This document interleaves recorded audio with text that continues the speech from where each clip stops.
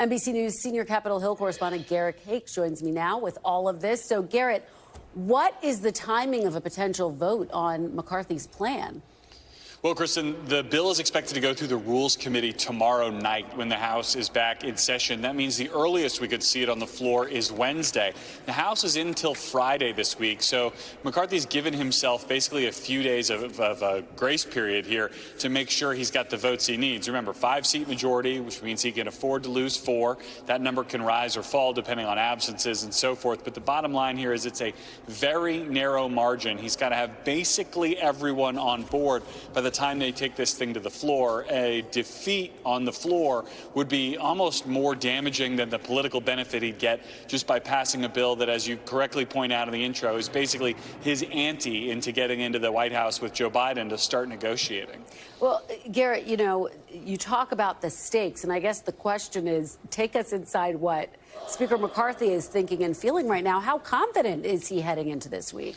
Look, Kristen, we knew this was going to be an issue back in January when McCarthy won the Speaker's gavel, that this debt limit fight was coming, that the majority of members of the Republican conference haven't voted for a clean debt limit hike, at least not one when Joe Biden was president. They don't want to vote for these kinds of measures, but they're going to be stuck holding the bag here, and they've got to prove they can pass something. And so what they've got is basically a conservative Christmas tree. I mean, there's a lot in this bill for the far-right members to like. If McCarthy can't get this through, I think you'll start to see questions about his leadership once again, the idea of whether he is the man to corral this conference.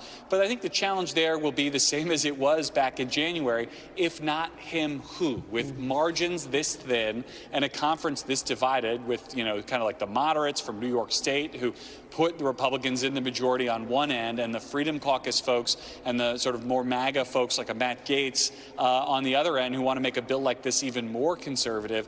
It just may not be possible to keep all the cats in the wheelbarrow here, you know, and whether you're Kevin McCarthy or anybody else. But make no mistake, if he can't do it this week, those questions will start up again. Well, you always have a way of putting things, Garrett. Let me ask you bluntly, I mean, could his speakership be in jeopardy if he doesn't get this vote through? And just kind of remind folks of how easy it is to challenge him.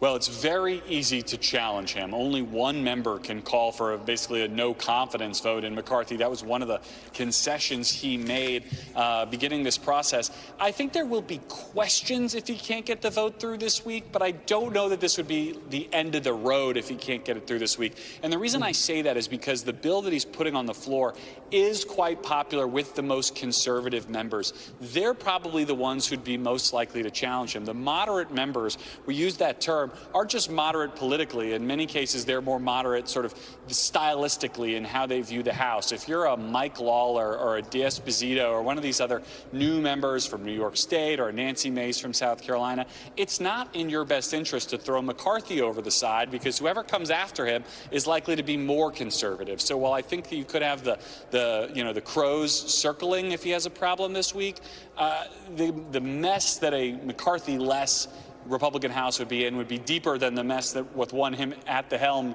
would be. So I think it's not like he's going to not survive this week if the vote doesn't go through, but the questions will start. Thanks for watching our YouTube channel. Follow today's top stories and breaking news by downloading the NBC News app.